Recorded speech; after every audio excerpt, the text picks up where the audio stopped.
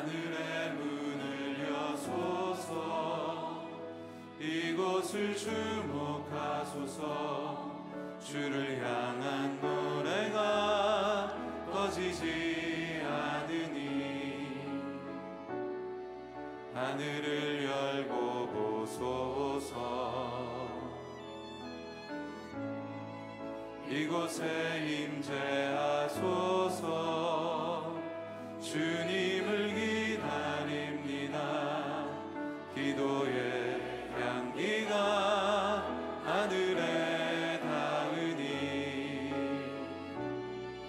주여 임재하여 주소서. 이곳에 오셔서 이곳에 앉으소서.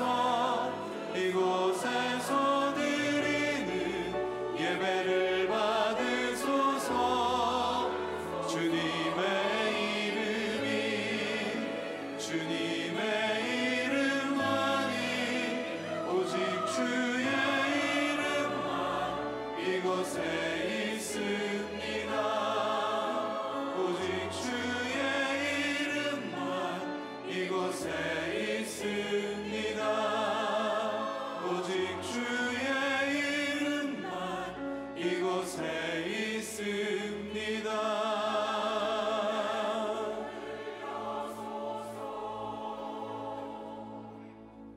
여호와는 위대하시니 우리 하나님의 성 거룩한 산에서 극진히 찬양받으시리로다.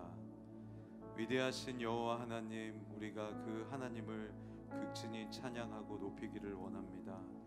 이 시간 성령으로 충만하게 역사하시고 우리의 찬양을 받으시고 우리에게 말씀하여 주시옵소서. 이 예배의 주인이 되어 주시옵소서. 성령 하나님께 모든 것들을 의지합니다. 주님, 우리를 인도하여 주시옵소서. 감사드리고 예수님 이름으로 기도드립니다. 박수로 하나님께 영광 돌리겠습니다.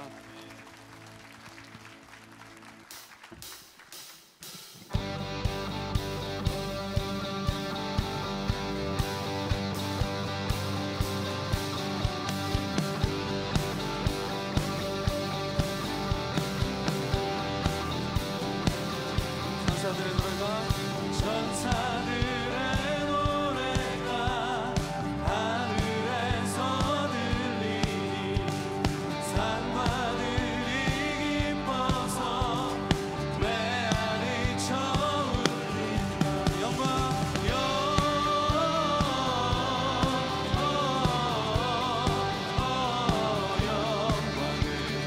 높이 계신 주께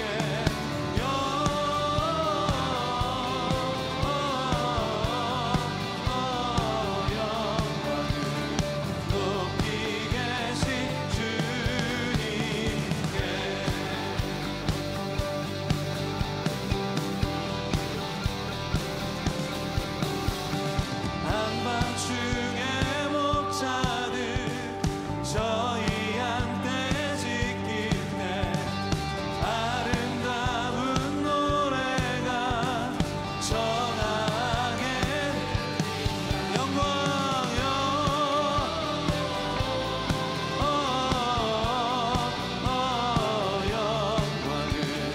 높이 계신 주께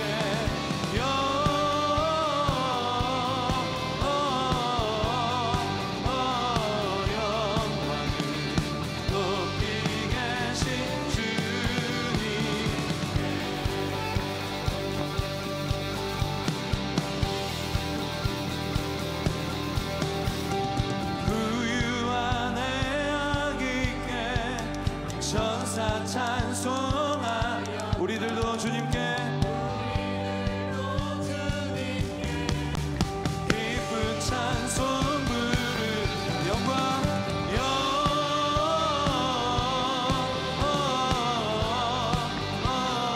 영광을 높이 계신 주께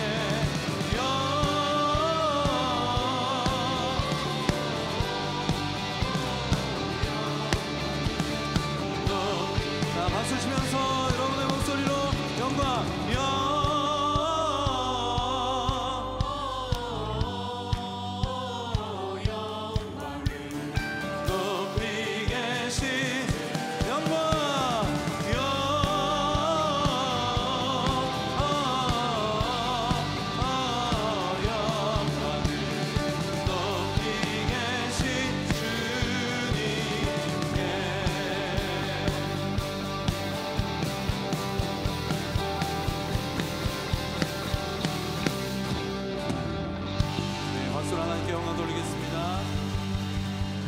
일어나셔서 찬송하겠습니다.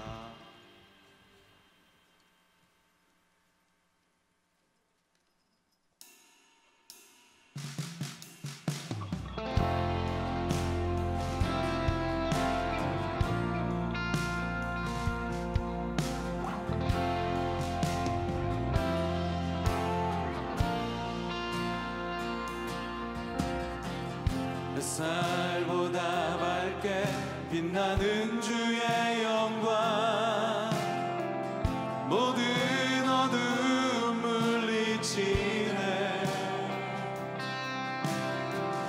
누구도 주 앞에 다가설 수 없네. 주의 거룩한 보좌 앞에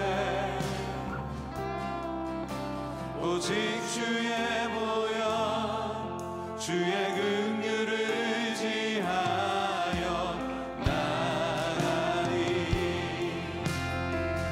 왕 되신 주 앞에 나 경배합니다. 주님만 찬양받기 합당하시니 큰 존귀와 영광,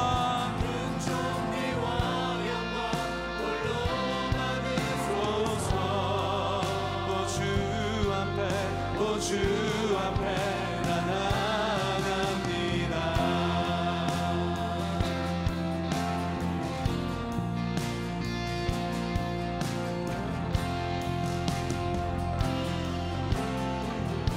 베들레헴 하늘, 베들레헴 하늘 반짝이는 암벽, 천사들로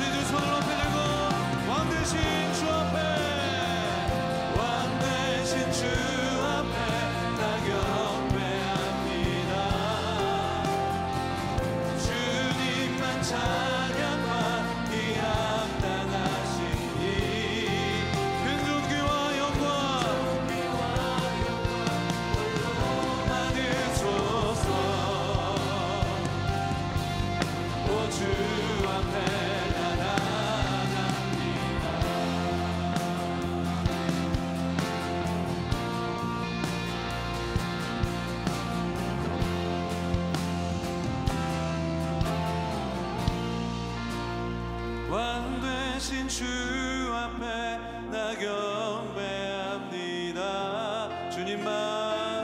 주님만 찬양받기 합당하시니 큰 존귀와 영광 홀로 받으소서. 오 주 앞에 나 나가. 자, 우리 다시 한번 목소리 높여서 왕 되신 주 앞에 나 경배합니다. 주님만 찬양받기 합당하시니 큰 존귀와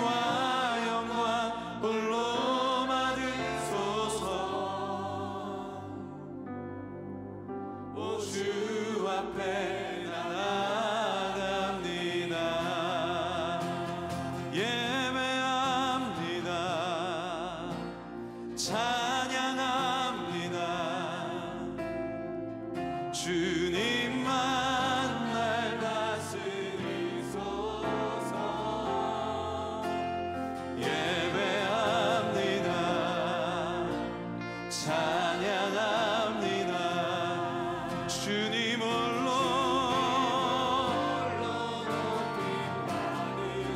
예배합니다. 찬양합니다. 예배합니다. 찬양합니다. 주님만 날 다스리소서. 예배합니다. 오직 주님만. 주님 홀로. 자, 여러분의 큰 목소리로 이 시간 주님을 높입니다.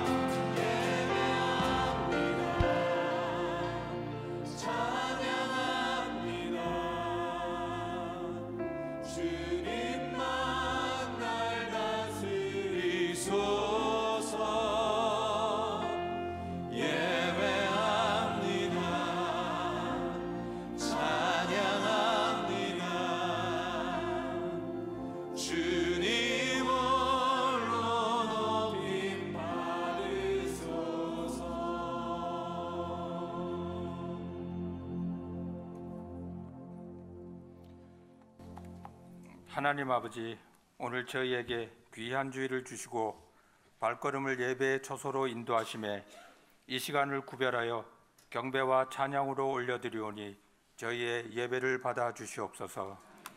1년 전에 새벽 기도를 통하여 돌이키면 살아나리라는 저희를 향하신 하나님의 간절한 마음을 받았사오나 2017년의 끝자락에 서서 한 해를 뒤돌아보니 돌이킴에 합당한 열매들이 여러모로 부족하였고 하나님이 기뻐 받으실 삶으로 살아낸 증거들은 미약했음을 고백하오니 저희를 긍휼히 여기시고 용서하여 주시옵소서. 하나님의 마음에 합한 자로 살았기보다 삶 가운데 다가온 거대한 세상의 풍조와 영향력 속에서 나의 생각과 판단과 경험에 의지하며 순간순간 지낸 시간들이 허다했음을 또한 고백하오니 용서하여 주시옵소서. 그럼에도 불구하고 한 치 앞도 알 수 없는 인생 여정길에 시시때때로 주시는 은혜로 올 한 해를 살게 하셨고 인도하시고 보호하셨음을 감사드립니다. 쏜살같이 지나는 시간 속에 남은 시간을 계수하는 마음 주시어서 하나님의 영광을 위하여 작은 일에 충성하는 착하고 신실한 종의 마음을 다시 한번 새롭게 가지게 하시니 감사드립니다. 전문은 2017년의 남은 시간 속에 주신 은혜를 헤아려 보며 풍성한 감사로 반응하는 저희 되게 하시옵시며 선한 행실을 살아내지 못해 하나님의 영광을 드러내지 못한 시간들 또한 기억하며 회개함으로 하나님 앞에 다시금 나아가기를 작정하는 제 헌신의 시간 보내게 하여 주시옵소서. 오실 아기 예수의 탄생을 다시금 기억하고 소망하며 우리의 구원의 근거와 삶의 이유가 오직 예수 그리스도 한 분께 있음을 선포하는 축복의 시간 되게 하여 주시옵소서. 새해에 각 가정과 지체에 계획하고 준비하고 소망하는 일들이 있습니다. 육신과 마음이 치유되고 회복되기를 간절히 기도하는 지체들 있습니다. 모든 것을 아시고 저희 삶을 이끄시는 하나님 아버지께서 이 모든 저희의 기도들을 주 안에서 아름답게 이루어 주시기를 간절히 기도드립니다. 또한 저희에게 향하신 하나님의 소명을 듣고 발견하고 성령님의 동행하시는 그 길을 뚜벅뚜벅 걸어가는 축복의 새해 되게 하여 주시옵소서. 강단에 세우시는 권혁빈 목사님을 성령 충만케 하시옵시며 통하여 선포되는 말씀이 저희에게 새 은혜와 새 각오와 새 능력 되게 하여 주시옵소서. 이 모든 말씀 저희 삶의 근본 되시는 우리 주 예수 그리스도의 이름으로 기도드립니다. 아멘.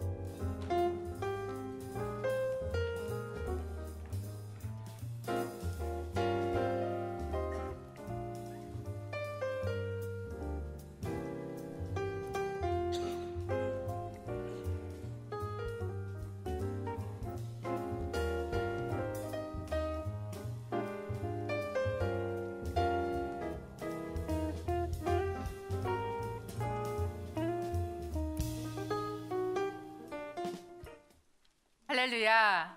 저희가 크리스마스를 기쁨으로 기다리는 이유는 임마누엘 하시겠다는 약속을 지키셨기 때문인 줄로 믿습니다. 우리 이 자리에 함께 계시는 임마누엘 하시는 예수 그리스도에게 찬양과 경배와 영광의 박수 올려드리십시다.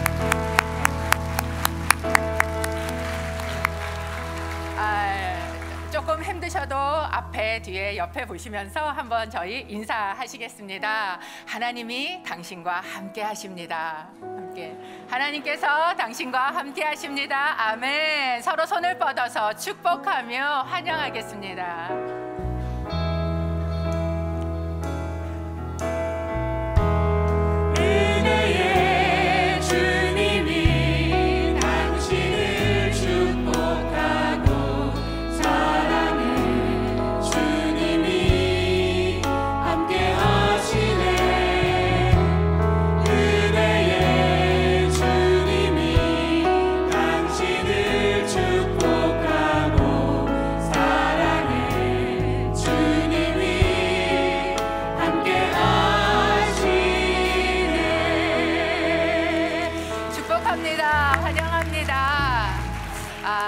군데군데 오랜만에 보이시는 반가운 얼굴도 보이시고요.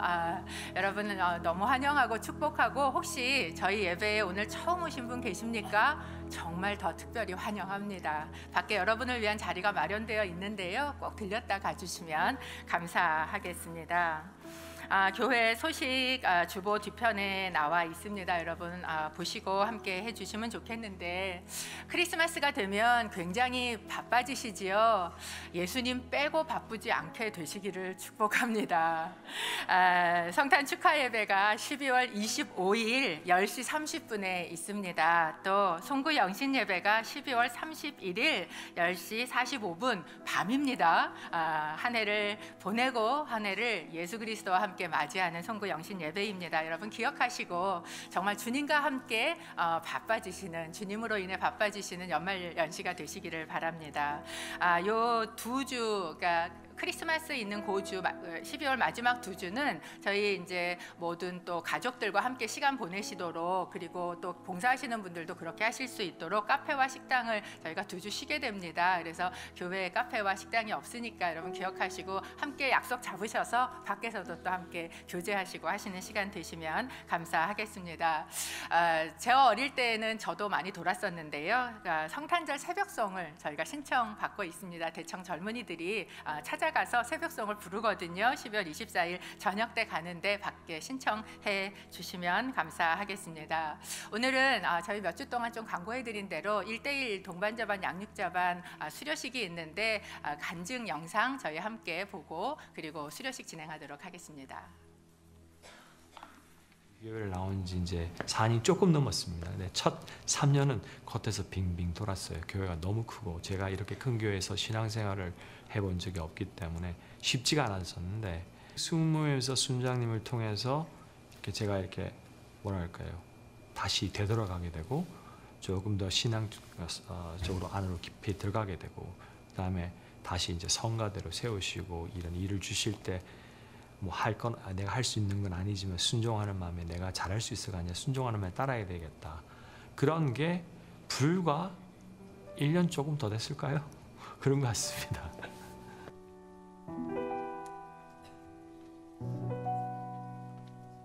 이제 변화라는 게 특별한 건 아니고요. 처음 이제 느끼게 된 거는 이 제자 훈련이라는 것이 이런 거구나라는 걸 이제 알게 됐습니다.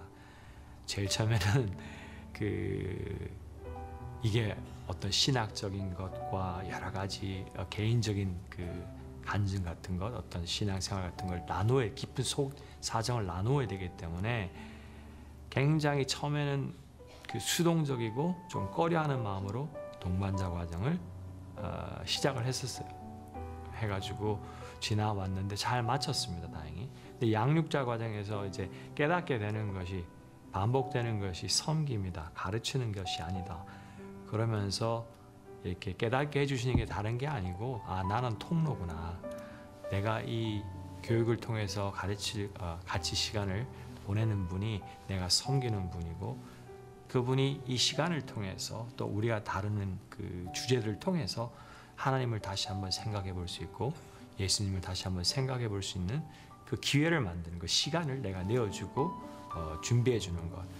그런 게 우리가 해야 될 일이구나. 물론 이제 그 구체적인 내용들도 잘 알아야 되겠지만 그런 인식으로 바뀌게 되었습니다. 그게 아마 제일 첫 번째 가장 큰 인식으로 바뀐 것 같아요.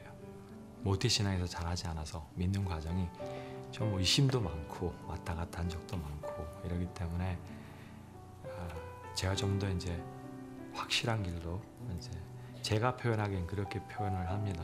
이 신앙이라는 것은 하나의 long journey인데 그 journey를 이제 순례자처럼 그냥 꼬박꼬박 한 발씩 한 발씩 그래서 제가 예전의 모습도 벗고 조금씩 예수님을 닮아가고 옛날 참 모태신앙처럼 처음부터 이렇게 좋은 성품이나 온화한 성품이나 예수님이 원하시는 그런 바른 모습이 아니지만 한 발 한 발 한 걸음 한 걸음 내가 내 삶이 다하는 날까지 변화되기를 원하는 것이 이제 저를 위한 가장 큰 기도죠. 네, 우리 하나님께 감사의 박수 올려주시고 또 앞에 계신 분들은 1대1 양육자반 동반자반 수료하셨는데 16주 사실은 어떻게 보면 쉽지 않은 시간이고 또 헌신인데 오늘 졸업식 날입니다. 우리 박수로 한번 격려해 주시기 바랍니다.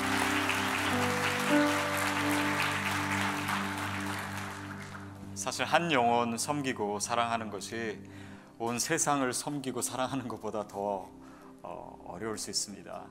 근데 우리가 주님의 제자 돼서 하나님 나를 구원하시고 또 그리스도의 제자 삼으신 것처럼 저도 그런 하나님의 통로로 사용받고 싶습니다. 이런 헌신으로 수료하셨는데요. 우리 양육자반, 동반자반 대표 한 분씩 수료증을 드리도록 하겠습니다. 먼저 양육자반 대표 우리 정우근 집사님 나오십니다.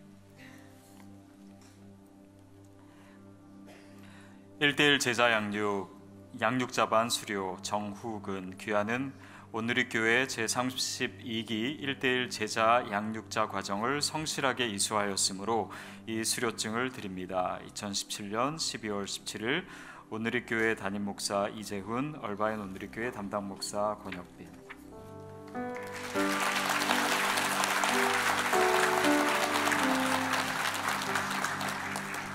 우리 김영지 목사님.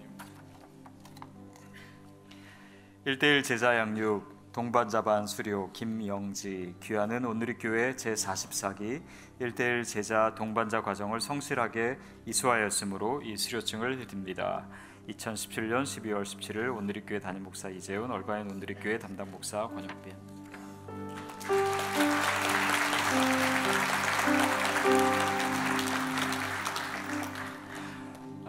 이건 그냥 프로그램 하나 이수한 게 아니고 그리스도의 제자로 세워짐을 받는 것이고 또 그리스도의 명령을 따라서 제자를 양육하는 헌신의 다짐입니다. 그래서 이 시간에 우리 같이 한번 기도했으면 좋겠습니다. 여러분 손을 뻗어서 이분들을 향해 주십시오. 그리고 하나님께서 이분들에게 그리스도의 복음의 능력을 또 하나님의 사랑을 주셔서 정말 가는 곳마다 예수님의 제자가 세워지는 아름다운 역사가 이들의 삶을 통해서 나타나게 해달라고 이 시간 함께 통성으로 기도하겠습니다. 살아계신 하나님 아버지, 우리 1대1 양육자반, 동반자반 오늘 졸업하신 이분들을 축복합니다.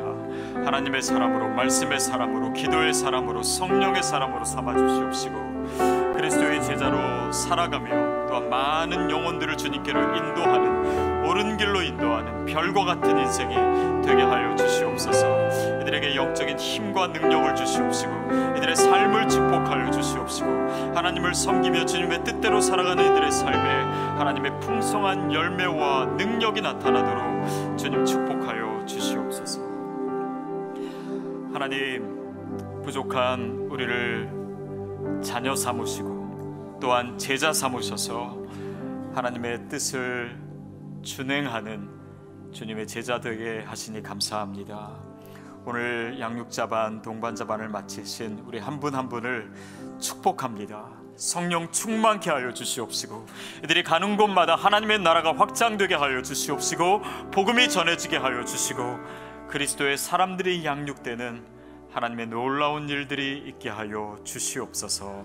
예수님의 이름으로 기도하옵나이다. 아멘. 우리 큰 박수로 다시 한번 격려해 주시죠.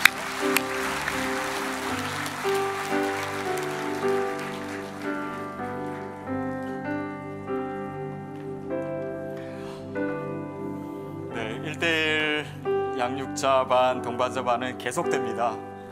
그래서 오늘의 교회 성도님들은 다 하셔야 됩니다. 오늘의 교회 성도 아니더라도 다 하시는 또 좋은 프로그램인데 혹시 양육을 쉬고 계신 분이 있다면은 다시 한번 주님 앞에서 헌신을 결단하시기를 바라고, 또 저희 교회 오셨는데 아직 동반자반을 받지 않으신 분이 있다면 신청해 주십시오. 로비에서 신청해 주시면 여러분 항상 신청하실 수 있고 또 연결될 수 있습니다. 제가 오늘 그 기도하시는 것 들으면서 저도 문득 생각하게 된 게, 돌이키면 살아나더라고요. 제가 화산에서 돌이켰더니 정말 살아났고, 그것으로 인해서 제 영혼에도 얼마나 큰 축복이 있는지 모르겠어요. 금년에 여러분의 삶은 어땠는지 모르겠습니다. 어떻게 돌이키셨고, 또 얼마큼 돌이키셨고, 또 얼마큼 살아나셨습니까? 내일부터 시작되는 새벽 기도회가 아마 우리에게 주시는 마지막 기회가 아닌가 싶어요. 정말 돌이키면 살아나는 것이 뭔지 삶으로 체험하는 그런 은혜의 시간입니다. 제가 해마다 이 광고를 열심히 하고 그 다음날 막 잔뜩 기대하고 또 실망하고, 나오실 줄 알았는데 어떤 분 안 나오시고 뭐 그랬는데, 저는 이제 그렇게 하지는 않을 생각이에요. 그냥 기도하실 분 나오십시오. 또 정말 하나님의 말씀 붙들고 또 한 해를 마무리하고 또 새로운 한 해를 시작하기를 원하는 마음이 있으면 여러분 그 자리가 놀라운 축복의 자리가 될 것입니다. 그래서 특별이라고 하는 단어는 뺐지만 저희가 이제 3주 동안 예배를 드리면서 막 특선도 준비하고 매일매일 여러분 섬겨주셔야 됩니다. 그리고 다락방별로 또 이렇게 돌아가면서 나오셔서 안내도 해주시고 퍼즐도 나눠주시고 그렇게 함께 만들어가고 또 주님께 드리는 그런 예배 시간, 기도의 시간 됐으면 좋겠습니다. 그렇지만 제가 선물은 좀 소개를 해드려야 될 것 같아요. 선물은 여러분 이게 뭔지 아십니까? 이런 거 가져보신 적이 없으신 분들은 잘 모르겠지만 이게 기도 의자입니다. 근데 굉장히 잘 만들어졌어요. 이거를 단동 온누리 교회에 계신 선교사님들이 만드신 겁니다. 그래서 시중에 팔지를 않아요. 근데 저는 이 선물을요 꽤 오래전에 미리 장만을 해놨습니다. 단동에 주문을 해가지고 이번 특세, 또 특세라 그러네요. 새벽 예배 하면은 여러분에게 이 선물 드리고 싶어가지고, 뭐 이게 그동안 했던 선물 중에 가장 비싼 거이기도 하지만 그게 아니라 이걸 이렇게 세워놓으면요 어디든지 기도처가 됩니다. 그러니까 보면 집에 기도방이 있는 분도 있더라고요. 근데 저는 그런 게 없어서 이것만 놓으면 기도방이 됩니다. 지성소가 돼요. 주님 만날 수 있는 곳이 되고, 그래서 새벽 예배를 하면서 가장 적합하고 좋은 선물이 아닌가 싶습니다. 그래서 여러분 정말 드리고 싶고 또 이 의자에서 기도하시는 모습을 제가 상상해 봅니다. 그래서 내년 한 해는 그 기도의 열매가 풍성한 그런 더 복된 한 해가 될 줄로 믿습니다. 네, 잠깐 기도하고 말씀 나누겠습니다. 하나님 감사합니다. 주님, 우리 삶에 행하신 모든 은혜에 감사드리고 날마다 우리의 짐을 지시는 그 구원의 하나님으로 인해서 주님을 찬양합니다. 오늘도 주님의 음성 듣기를 원합니다.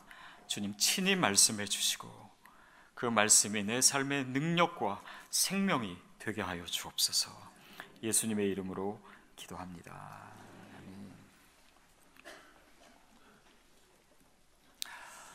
요한은 3절 말씀을 시작하면서 우리가 보고 들은 것을 너희에게 전합니다. 이렇게 얘기합니다. 근데 보고 들었다라고 하는 것은 그냥 예수님을 만났다라고 하는 의미 정도가 아닙니다. 보고 들은 것은 요한이 예수님을 3년 동안 따라다니면서 그리고 그 이후의 시간 동안 예수님과 사귄 거예요. 예수님과 교제하고 함께 먹고 함께 자고 함께 대화하고 그 관계 속에 들어있는 모든 축복을 다 포함한 것이 우리가 보고 들은 것, 그것을 전한다라고 하는 것입니다.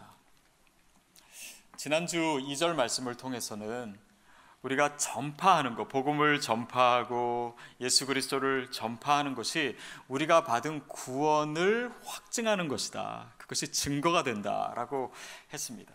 정말 그렇죠. 복음도 나누는 것이고 또 예수님도 나누는 것입니다. 어떤 의미에서. 근데 보십시오. 우리가 어떻게 소유하지 않고 나눌 수 있겠습니까? 그래서 나눈다라는 것, 전한다라고 하는 것은 곧 내가 분명히 가지고 있다라고 하는 의미예요. 그렇기 때문에 그것이 구원의 증거가 되는 것입니다. 그런데 그렇게 전하는 것만큼이나 더 확실한 구원의 증거가 있습니다. 그것이 뭐냐면 오늘 본문이 얘기하는 사귐이에요. 오늘 성경 말씀 우리 다시 한번 본문 말씀 우리 같이 읽도록 하겠습니다. 시작. 우리가 보고 들은 것을 여러분에게도 전파합니다. 이는 여러분과 우리가 서로 사귐이 있게 하려는 것입니다. 우리의 사귐은 아버지와 그의 아들 예수 그리스도와 함께하는 사귐입니다. 우리가 주님과 관계를 갖고 그의 자녀가 되고 그와 사귀는 것, 보십시오. 우리가 어떻게 주님을 만나지 않고 주님을 사귈 수가 있겠습니까? 우리가 구원을 받지 않고 어떻게 주님과 교제가 가능하겠습니까? 그러니까 우리가 주님과 지금 교제하고 사귀고 있다라고 하는 것은 뭐예요? 더 확실한, 정말 가장 확실한 구원의 증거입니다. 그래서 오늘 요한이 또 우리에게 질문하는 거예요. 주님과 사귀고 있습니까? 여러분 어떠세요? 주님과 사귀고 있습니까? 얼마나 풍성한 그 교제를 나누고 계십니까? 저는 이번에 이제 그 화산에서 구조가 되면서 제가 구조되는데 큰 역할을 해주신 분이 제가 말씀드렸지만 그 중국에서 오신 목사님이에요. 근데 그 목사님 우리 옆집에 살기 때문에 뭐 평소에도 이렇게 대화도 하고 가까이 지냈지만 그 일 있은 다음에 진짜 훨씬 더 친해졌습니다. 그래서 그 전에는 사실 식사할 자리가 없었는데 그 이후로 짧은 기간 안에 식사를 2번이나 했어요. 그리고 선물도 갖다 주고 그 집 아이들 용돈도 주고 또 정말 제가 그분을 위해서 이렇게 하고 싶은 일들이 많아졌어요. 보십시오. 근데 우리가 구원을 받았는데 하나님이 나에게 이제 생명을 주셨으니까 이제 나는 얻을 건 얻었어. 내가 챙길 건 다 챙겼어.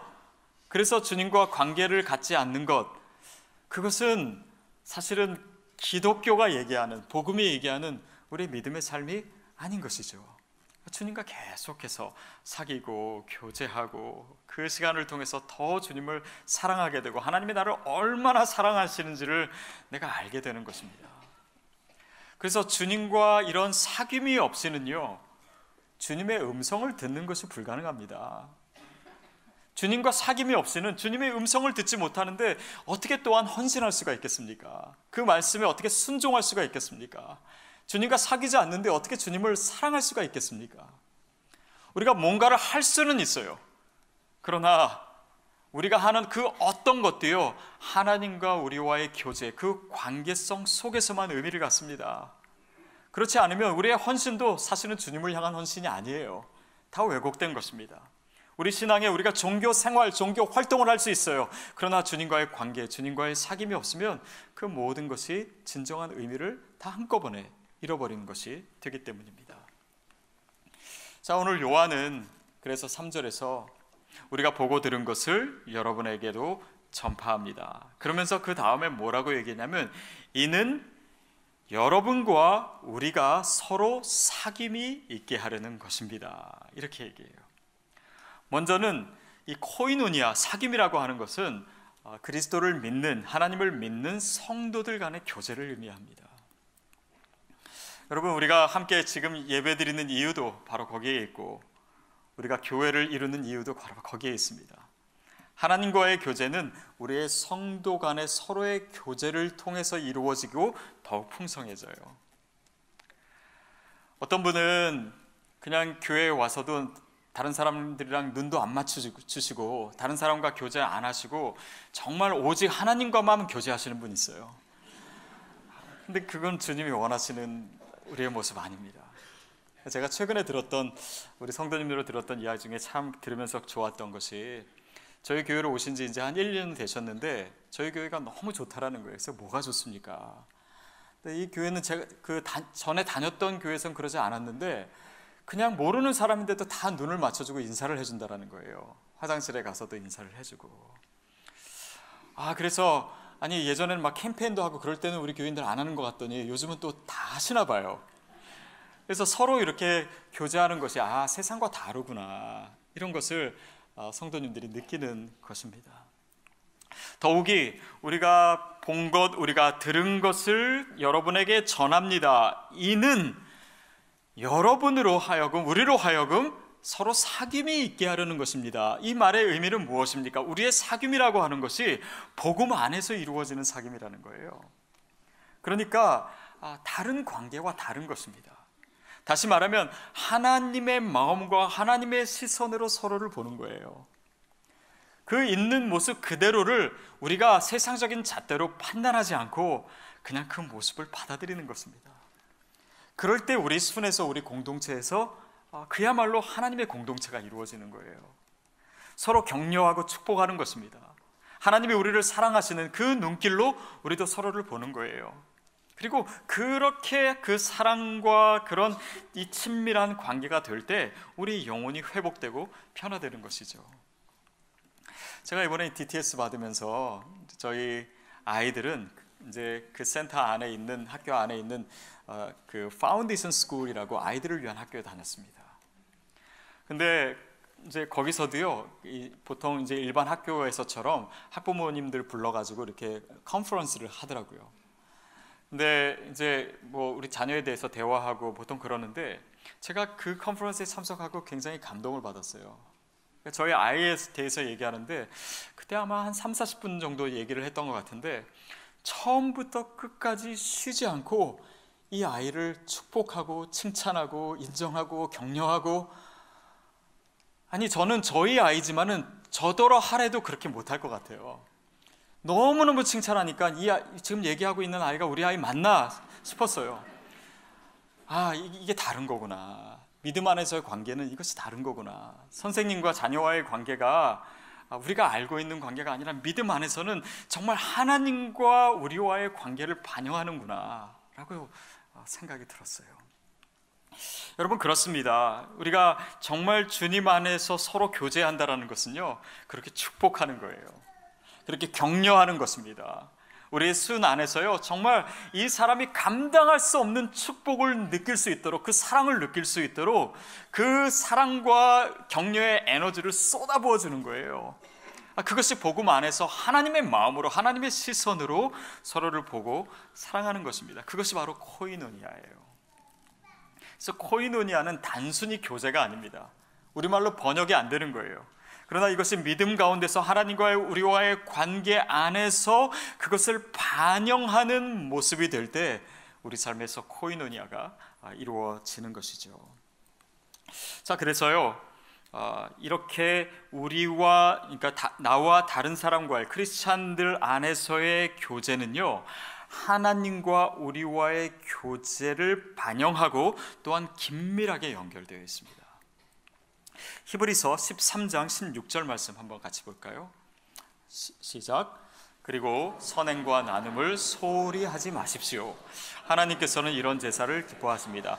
선행도 나눔도 사실 코이노니아의 모습입니다. 근데 이 나눔이 바로 헬라어 코이노니아인데요, 이것을 지금 방금 읽은 구절에서 뭐라고 표현하냐면 하나님께 드리는 제사라고 표현해요. 그냥 우리가 서로 나눈 것인데 그것이 하나님께 제사가 되는 거예요. 다시 말하면 우리가 서로 간에 이루어지는 이 사랑의 섬김과 모습이, 교제가 하나님과의 관계를 위한 제사가 되는 것입니다. 이것이 서로 연결이 되어 있어요. 여러분, 우리가 하는 성찬식도 마찬가지입니다. 고린도전서 10장 16절 17절 말씀 우리 같이 한번 읽어보겠습니다. 시작. 우리가 감사드리며 마시는 축복의 잔은 그리스도의 피를 나눠 마시는 것이 아닙니까? 우리가 떼는 빵은 그리스도의 몸을 나눠 먹는 것이 아닙니까? 빵이 하나이므로 우리가 여럿일지라도 한 몸입니다.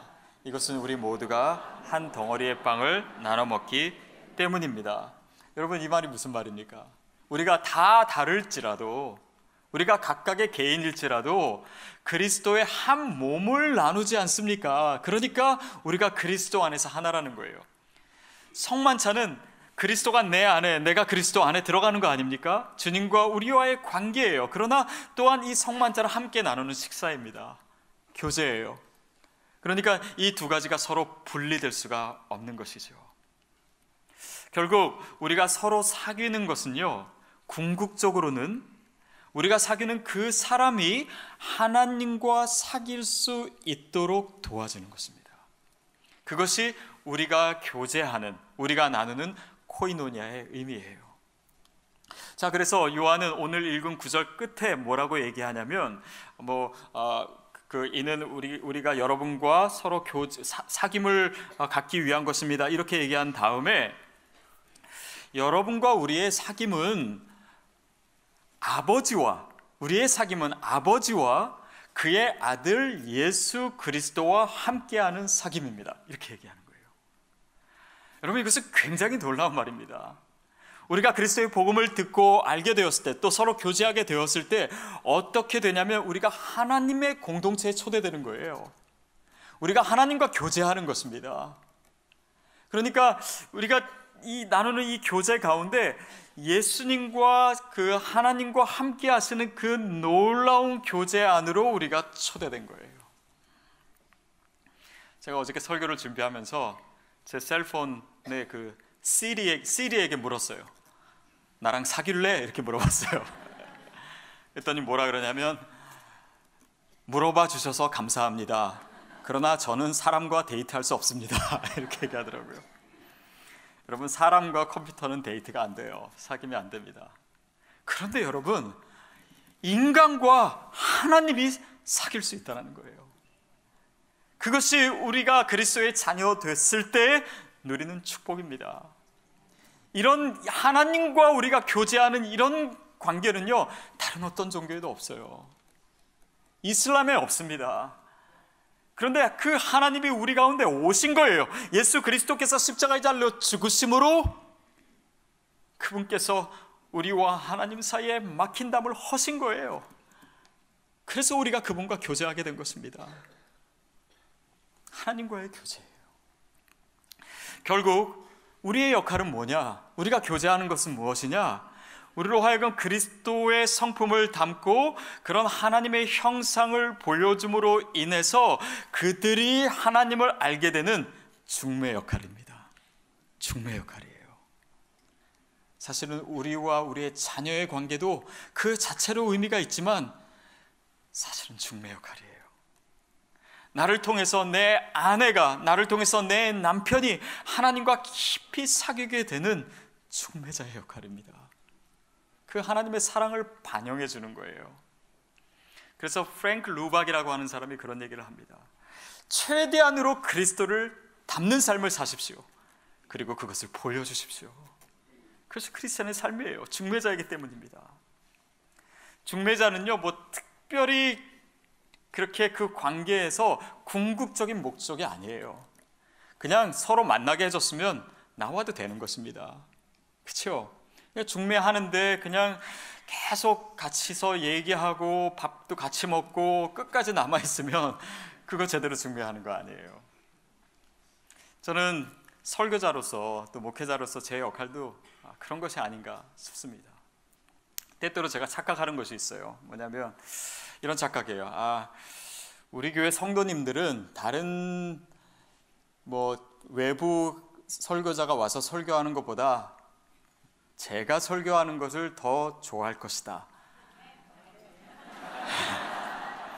여러분이 그렇게 생각 안 하더라도 저는 그렇게 생각해요. 또 어떤 생각도 하냐면 다른 목사님들이 설교 길게 하면 안 좋아해도 제가 설교 길게 하면 그래도 괜찮을 거다. 표정 보니까 그건 아닌데 이렇게. 근데 그냥 어떤 데는요, 어떤 성도님들은요, 필요 이상으로 목회자나 설교자를 중요하게 생각해요. 아닙니다. 그냥 중매자예요. 저희 교회는 정말 전혀 그렇지 않아서 너무 감사하지만 어떤 교회에서 이 목사님을 통해서만 설교를 들어야 된다. 그러니까 그분이 돌아가셔도 그 설교만 들어야 된다는 거예요. 그냥 중매자일 뿐입니다. 아무것도 아니에요. 요한은요, 요한일서를 쓰면서요, 자기 소개도 하지 않아요. 그냥 본론으로 들어갑니다. 이들이 구원의 확신을 갖는 게 목적인 거예요. 그냥 그것만 전하는 거예요. 여러분, 오늘 우리가 읽은 구절에서 한 가지 이상한 거 여러분 발견 못 하셨습니까? 저는 이상했습니다. 뭐냐면 우리의 사귐은 뭐라 그러냐면 하나님 아버지와 그의 아들 예수 그리스도와 함께하는 사귐을 위한 것입니다. 뭐 이렇게 얘기해요. 누가 빠졌죠? 성령님이 빠졌어요. 그래서 요한이 삼위일체론을 잘 모르나? 아니면 성령론이 좀 약한가? 근데 여러분, 이 성경 자체가 성령님이 저자라고 하는 이야기를 우리가 지난주에 나눴는데 저는 그것이 반영된 표현이 아닌가 싶어요. 여러분, 성령님은요, 본인이 드러나는 걸 별로 안 좋아하세요. 여러분, 사도행전 한번 읽어보세요. 성령의 책입니다. 그러나 성령님은요, 늘 하나님 아버지 예수 그리스도를 증거하세요. 그분은 중보자의 역할을 하세요. 중매자의 역할을 하십니다. 사실 우리가 교제하고 가장 친밀하게 교제하는 분이 성령님이에요. 그렇지만은 그분은 늘 그렇게 자신을 감추세요. 여러분, 그래서 예수 그리스도의 이름을 많이 얘기한다고 복음적인 것이 아니에요. 성령의 은사를 많이 얘기한다고 성령 충만한 것이 아닙니다. 성령님의 이 역사하시는 그 모습 자체가 지금 바로 요한이 보여주는 모습이고 중매자로 살아가는 우리의 모습입니다. 요한복음 3장 8절에 보면 바람이 어디로부터 와서 어디로 가는 것을 알지 못하는 것이 성령으로 난 사람은 다 이와 같으니라, 이렇게 얘기해요. 보이지 않아요. 드러내지 않아요. 그렇지만 나로 인해서 주님과 사귈 수 있도록 만들어줍니다. 여러분, 저와 여러분이 그렇게 되기를 축복합니다. 우리의 교제가 바로 그런 모습이 되기를 바랍니다. 게리 챕만이라고 하는 사람이 사랑의 5가지 언어, 5가지 사랑의 언어, 이런 책을 썼습니다. 여러분이 많이 읽으셨을 거예요. 근데 그 5가지 언어가 뭐냐면 함께하는 시간도 있고, 또 스킨십도 있고, 선물도 있고, 봉사도 있고, 또 인정하는 말도 있고, 사람마다 특별히 자기가 사랑을 많이 느끼고 또 동기부여가 잘 되는 그런 언어가 있다라는 거예요. 최소한 한 가지. 여러분은 뭐세요? 제 아내랑 이걸 해봤더니 제 아내는 봉사해 주는 거, 일 도와주는, 제가 제일 못하는 건데 그걸 사랑의 언어로 가지고 있더라고요. 그러니까 제가 어떻게 해야 되겠어요? 저의 사랑의 언어는 봉사가 아니거든요. 그렇지만은 제 아내에게 맞춰줘야 되는 거예요. 그런 생각 해봤어요. 하나님께 있어서는 사랑의 언어가 무엇일까? 물론 다겠죠. 스킨십은 아니지 않을까 생각했는데 스킨십도 사실 맞아요. 왜냐하면 하나님께서 아들 예수 그리스도가 육신을 입고 이 땅에 오시고 우리가 손으로 그를 만진 바 되었다라고 하는 것은 바로 그런 의미가 있는 것이 아닌가. 성찬신도 그런 의미이지 않을까 싶어요. 그런데 그 모든 것보다도 가장 하나님이 원하시는 것은 무엇일까? 저는 그것이 분명하다고 생각해요.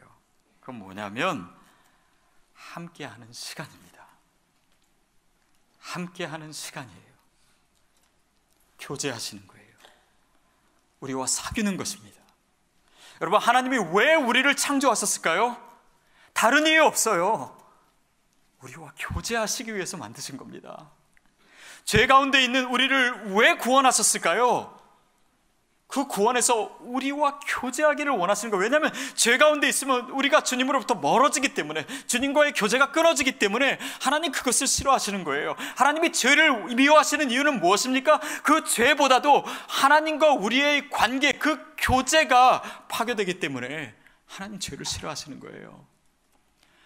예수 그리스도가 십자가에 달려 죽으신 이유도 무엇입니까? 그렇게 해서 하나님과 우리 사이에 막힌 담을 허시는 거예요. 무엇 때문에? 교제하시기 위해서, 사귀시기 위해서. 그것이 주님이 가장 원하시는 것입니다. 그것이 주님이 원하시는 단 한 가지가 있다면 바로 그거예요. 여러분께 다시 질문합니다. 하나님과 사귀고 계십니까? 하나님과 어떻게 사귀고 계십니까? 여러분, 함께하는 시간이다 라고 하는 것은요, 그냥 물리적으로만 같이 있는 거 아닙니다. 서로가 서로에게 집중하는 거예요. 그리고 그 마음에, 그 사람의 마음에 무엇이 있는지 들어주는 것입니다. 내 생각만 다 얘기하는 것만이 대화가 아니에요. 교제가 아닙니다. 들어주는 거예요. 하나님과의 교제도 마찬가지입니다. 내가 막 기도하면서 주님께 막 다 아뢰고, 그리고 하나님의 음성은 전혀 들을 생각도 않는 거라면 사실 그것은 교제가 아니에요. 진정한 의미의 기도도 아닙니다. 주님이 무슨 생각을 하시는지, 나의 문제, 내가 아뢰는 문제에 대해서 하나님은 어떤 생각을 가지고 계시는지 주님의 뜻을 묻고 그것을 알고 그것에 순종하는 것까지가 교제예요. 니콜라스 에르막이라고 하는 사람이 있었습니다. 17세기 사람이에요. 이 사람은 이제 군대에서 이제 제대한 후에 이렇게 뭐 물건을 나르는 그런 운송업도 하고, 그리고 요리사도 하고 허드렛 일도 하다가 자기 삶이 늘 불만족스러웠어요. 그러다가 이제 예수님을 믿는 사람이니까 정말 더 주님과 깊은 교제를 나누고 싶어서 수도원에 들어갔습니다. 수도원에서 그가 특별한 일을 한 것이 아니에요. 그냥 요리, 주방일 돕고 그냥 허드렛 일 했습니다. 그런데 거기서 일을 하면서 하나님과 끊임없이 습관적으로 반복적으로 은밀한 교제를 나누기 시작했어요. 그리고 하나님과 친밀한 교제를 일생 동안 했습니다. 그냥 평범하게 살다 간 사람이에요. 그가 죽은 후에 그의 친구들이 그가 남겼던 편지, 또 그의 삶의 모습을 적어서 책을 냈는데, 그것이 최근 400년 동안 성경 다음으로 가장 많이 읽혀진 기독교 서적이 되었습니다. 그 책이 뭐냐면 하나님의 임재 연습, 로렌스 형제가 쓴 바로 그 책입니다. 근데 이 책에서 보면 정말 이 사람은 놀랍게도 하나님의 음성을 정말 순간순간 다 듣는 거예요. 그래서 너무 부러워서 나도 정말 그렇게 했으면 좋겠다라고 생각하고 비교를 봐도 사실은 들리지 않을 때가 너무 많아요. 근데 누구나 다 그렇게 될 수는 없을 것입니다. 그러나 분명한 것은 그의 삶을 통한 이 메시지는 뭐냐면 하나님이 계속해서 우리에게 말씀하고 계시다는 거예요. 그런데 문제는 우리가 그것을 들어야 교제가 되는데 어떻게 그것을 듣느냐는 것입니다. 근데 이것이요, 사람마다 다 달라요. 또 교회마다, 선교 단체마다 또 강조하는 것도 다르더라고요. 제가 있었던 이 YM은 이렇게 기도할 때 눈을 감으면 하나님께서 뭐 글자를 보여주시기도 하고 그림을 보여주시기도 하고 음성을 들려주시기도 하고 그런 것들을 굉장히 강조하더라고요. 근데 어떤 분 보니까 계속 그렇게 하는데도 하나님의 음성이 안 들리는 거예요. 그러니까 끝날 때까지 왜 다른 사람 다 듣는데 나만 못 듣나 막 자학하고 괴로워하고 막 그러길래 제가 그러지 말라고 했어요.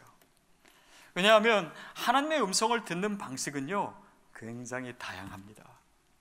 성경을 봐도요, 요셉은 꿈을 통해서 하나님의 음성을 들어요. 다윗은 찬양을 통해서 하나님과 교제합니다. 또 나아만 장군은요, 계집 여종 사람을 통해서 하나님의 음성을 들어요. 발람은 뭐를 통해서 듣습니까? 나귀를 통해서 듣습니다. 동물을 통해서도 들어요.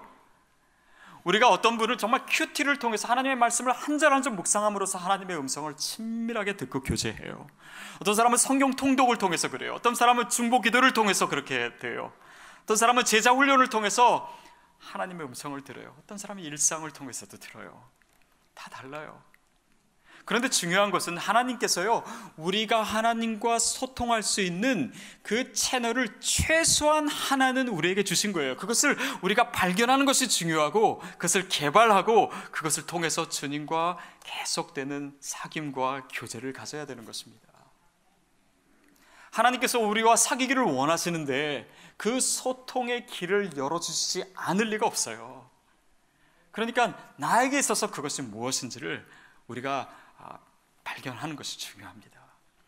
주님이 우리와 교제하기를 원하세요. 우리와 사귀기를 원하시는 것입니다.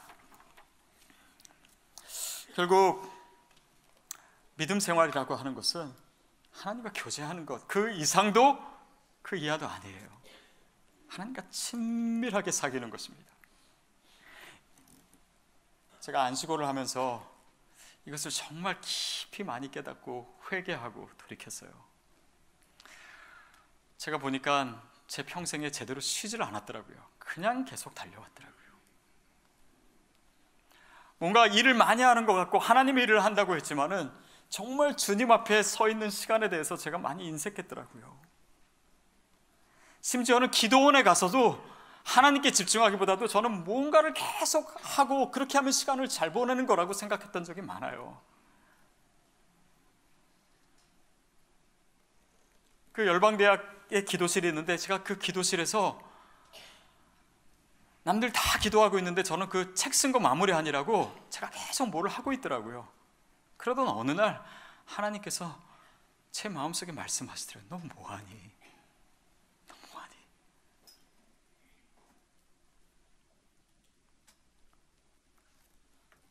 주님과의 교제가 충분하지 않은데 하나님 앞에 서 있는 시간, 그 시간마저 정말 내가 주님께 집중하지 않는데 제가 하는 모든 사역과 목회의 모든 일들은 다 진정성이 없는 것으로 하나님께서 나에게 깨닫게 해주시더라고요. 그러면 가짜가 되겠더라고요. 여러분, 우리가 기도를 안 한다는 게 아닙니다. 우리가 신앙생활을 안 하고 종교생활을 안 한다는 것이 아니에요. 그러나 정말 주님과의 사귐이 없다면 주님이 원하시는 것은 다른 어떤 것도 아니고 그거 한 가지인데 우리가 심지어는 복음을 전한다고 해도 주님과의 사귐이 없다면 주님이 가장 원하시는 그 한 가지를 놓치고 있는 거예요. 오늘도 주님은 저와 여러분에게 나랑 좀 사귀자, 나랑 좀 사귀자. 볼지어다 내가 문 밖에 서서 두드리노니 누구든지 내 음성을 듣고 문을 열면 내가 그에게로 들어가 그와 더불어 먹고 마시리라. 이거는 초신자에게 하신 말씀이 아니에요. 차지도 않고 덥지도 않은 식어버린 믿음 가지고 있는 라오디게아 교인들에게 하신 말씀입니다. 나랑 좀 사귀자. 그들은 신앙생활 잘한다고 생각했어요. 그러나 주님과 교제하지 않았습니다. 그것은 믿음이 아니다. 내가 너희를 토하여 내치겠다. 하나님의 답답함을 표현하신 말씀이에요. 계시록 21장에 가면은 교회를 그리스도의 신부로 묘사합니다. 새 예루살렘 성이 이제 주님을 만나는 거예요. 그래서 결국 우리가 영원한 나라에 들어가는 것은 주님과 결혼하는 것으로 성경은 얘기하는 것입니다. 그렇다면 그 결혼을 위한 우리의 삶은 무엇이어야 되겠습니까? 주님과의 교제예요. 사귐이에요. 주님과 연애하는 것입니다. 마태복음 25장의 10처녀의 비유, 주님이 언제 오실지 몰라요. 그러면 그 신부가 준비해야 되는 것입니다. 무엇으로 준비합니까? 주님을 사랑하고 주님과 사귀고 주님과 교제하는 거예요. 그 사귐이 없는데 어떻게 주님과 결혼합니까?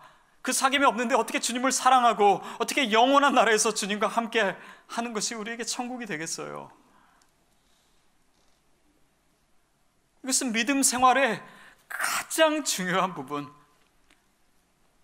주님의 마음에 있는 부분을 우리에게 말씀하시는 것입니다. 나랑 사귀자. 우리는 신앙생활을 하면서도 기도를 하면서도 하나님 저는 이것이 필요해요. 하나님 저에게 필요한 것은 돈이에요. 하나님 저에게 필요한 건 건강이에요. 하나님 저에게 필요한 건 성공하는 거예요. 우리의 시선이 주님께 있지 않고 늘 다른 곳만, 다른 사람만, 세상의 것들만 바라봅니다. 질투하시는 하나님이에요. 저는 그 질투하시는 하나님이 꼭 우상 숭배하는 그런 이스라엘 백성에게만 말씀하시는 거라 생각해요. 아니에요. 근데 우리의 시선이 하나님을 쳐다보지 않고 있었다면 바로 오늘 우리에게 주님께서 하시는 말씀입니다. 우리는 다른 것이 필요하다고 얘기하지만 주님께서는 우리에게 말씀하세요. 너에게 필요한 거는 나와의 사귐이다. 우리는 다양한 문제를 가지고 있지만 어쩌면은 주님과의 사귐의 문제가 해결되지 않았기 때문에, 주님과 교제하지 않기 때문에 나의 인간적인 관계도 틀어져 있는 거예요. 정말 주님이 원하시는 그 사귐의 문제에서 걸려있기 때문에 내 삶의 문제도 얽혀있는 것인지도 모릅니다. 여러분, 하나님이 저와 여러분을 사랑하십니다. 주님은 우리와의 사귐을 위해서라면요, 모든 것을 제쳐두시고 우리 앞에 계시는 분이에요. 그분은 항상 accessible, 항상 available. 우리를 위해서는 바쁘지 않으세요. 그것을 가장 원하시기 때문입니다. 바로 나와 교제하기를 원하세요. 여러분, 내일부터 하는 새벽 예배도 뭡니까? 나랑 사귀자예요. 하도 주님을 쳐다보지 않으니까, 그래, 마지막에, 이 한 해의 마지막에 나랑 사귀자. 기도 의자 이거 뭡니까? 이거 사귀자예요. 사귀자. 여러분, 그 목마른 주님의 음성을 이 시간 들을 수 있기를 바랍니다. 같이 기도하겠습니다.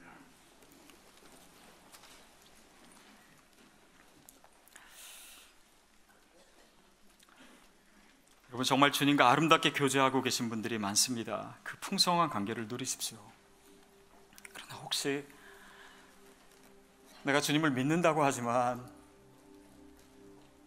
여러 가지 신앙의 모습은 있었지만 주님과 교제하지는 못했습니다 라고 하는 분이 있다면 오늘 주님의 말씀에 응답하십시오.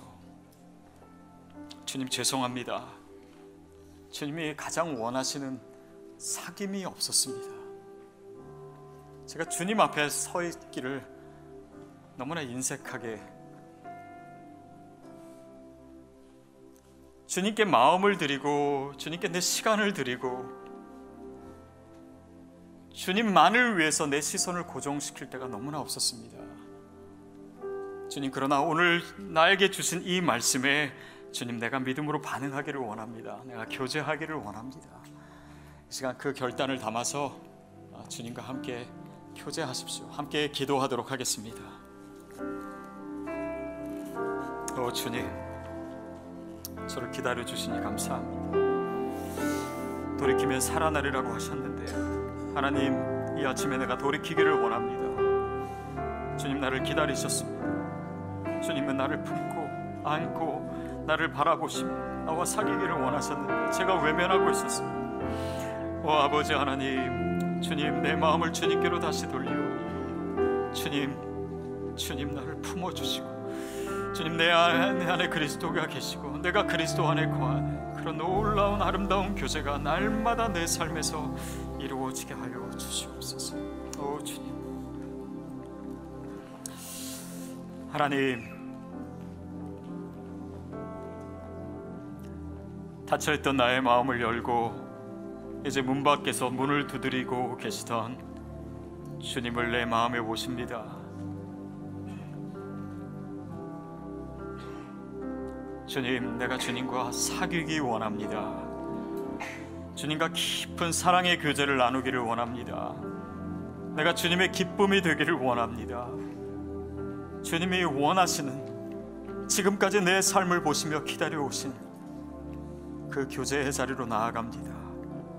하나님, 그래서 내 삶이 그리스도 안에서 가장 아름답고 가장 벅차고 세상에 알지 못하는 기쁨과 평안을 누리는 주님과 사귀는 삶이 되게 하여 주옵소서. 교제하지 못하던 삶에서 이제는 주님과 사귀는 사람으로 돌이키기를 원합니다. 주님, 그럴 때 내 영혼이 다시 한번 살아나는 것을 체험케 하여 주시옵시고 이 남은 한 해의 마지막 시간들을 주님과 친밀하게 교제하며 보내는 주님의 자녀들 다 되게 하여 주시옵소서. 예수님의 이름으로 기도하옵나이다. 아멘.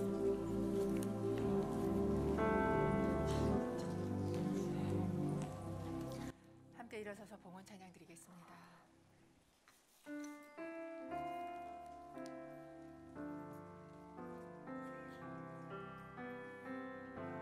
주님 내가 여기 있사오니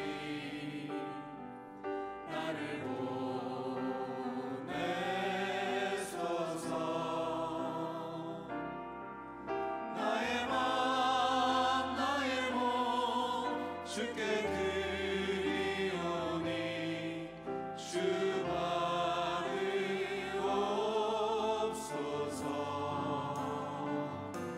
주님 내가 여기 있사오니 나를 써주소서.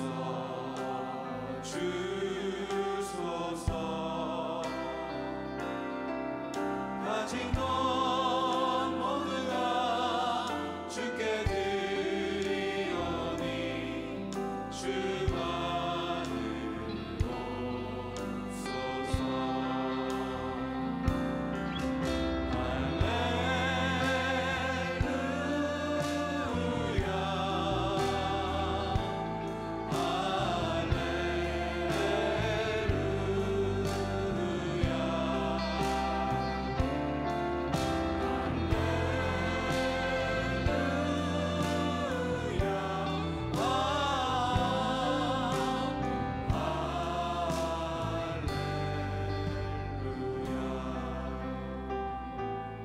나를 받으옵소서.